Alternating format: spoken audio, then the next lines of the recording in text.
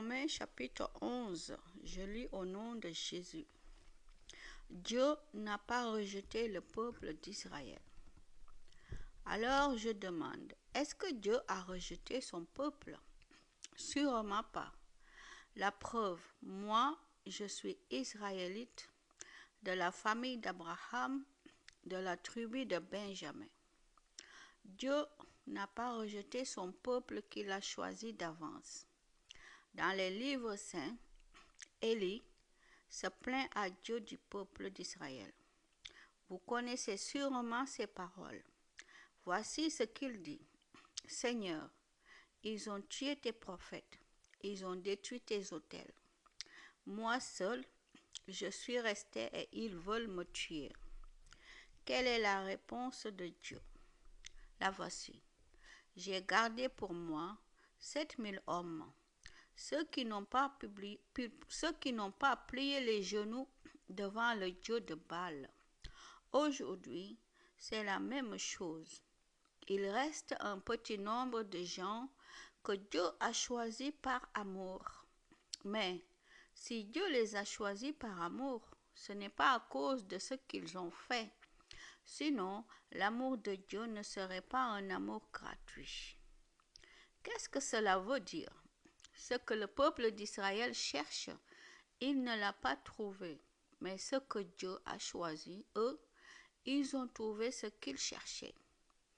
Les autres n'ont pas voulu comprendre. En effet, les livres saints disent, jusqu'à maintenant, Dieu a endormi leur intelligence, il a empêché leurs yeux de voir et leurs oreilles d'entendre. Le roi David dit aussi que le repas devienne pour eux un piège, un trou où ils tombent, qu'ils soient punis, qu'ils deviennent aveugles, qu'ils ne voient plus rien du tout, et fais-leur courber le dos sans arrêt. Je demande donc, est-ce que les Juifs sont tombés dans le piège pour toujours? Sûrement pas, mais à cause de leur désobéissance, les autres peuples ont pu être sauvés. Ainsi, le peuple d'Israël est devenu jaloux. Sa désobéissance a apporté de grands bienfaits au monde, et son échec en tant que peuple a apporté de grands bienfaits à ceux qui ne sont pas juifs. Alors, quand les Juifs participeront totalement au salut, les bienfaits seront encore plus grands. Le salut de ceux qui ne sont pas juifs. Maintenant, vous qui n'êtes pas juifs, c'est à vous que je parle. Je suis l'apôtre de ceux qui ne sont pas juifs. Ce service est pour moi un honneur et je le rends en espérant augmenter la jalousie de mes frères et sœurs juifs pour en sauver quelques-uns. En effet, quand Dieu les a mis de côté, il a réconcilié le monde avec lui. Alors, quand il les accueillera de nouveau, que va-t-il se passer? Ceux qui étaient morts reviendront à la vie. L'arbre sauvage et l'arbre cultivé.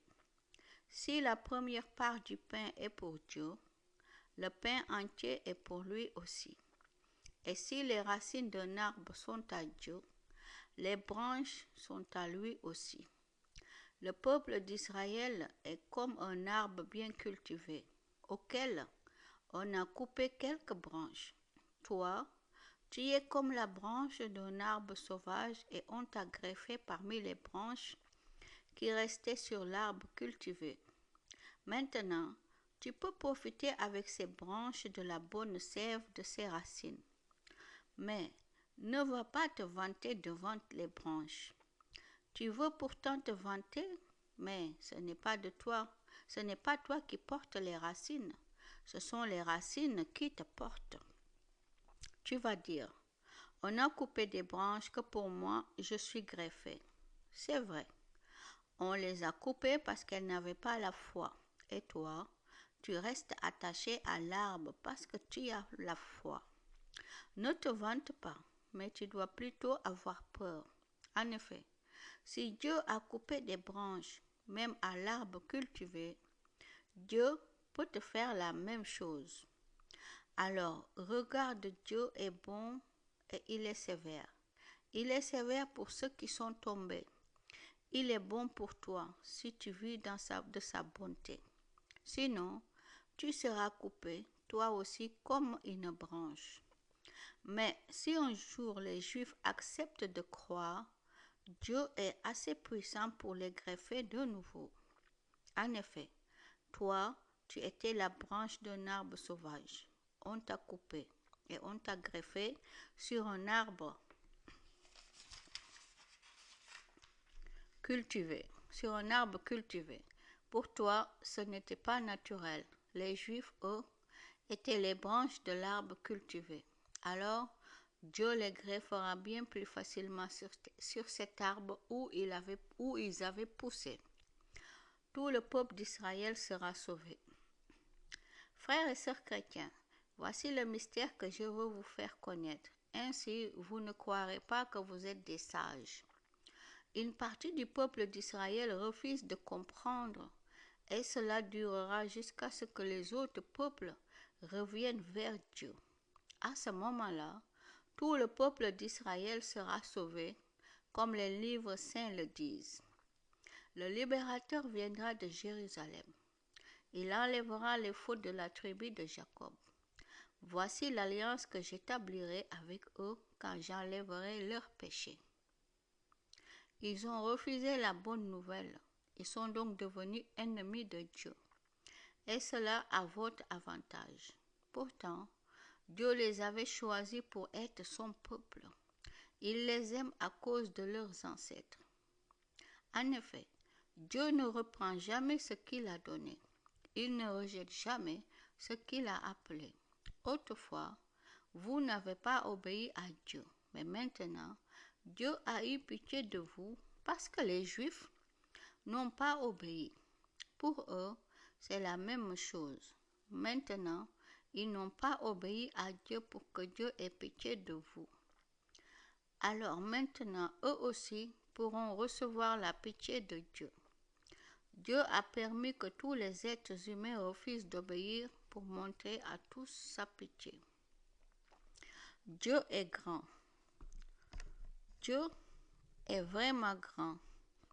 Sa sagesse et ses pensées sont vraiment très profondes. Personne ne peut connaître ses décisions. Personne ne peut comprendre ses projets. Les livres saints disent, qui connaît la pensée du Seigneur? Qui peut lui donner des conseils? Qui lui a donné quelque chose le premier pour que Dieu lui donne à son tour? Oui, tout vient de lui. Tout existe par lui et pour lui. À Dieu la gloire pour toujours. Amen. Gloire à Dieu. Gloire à Jésus.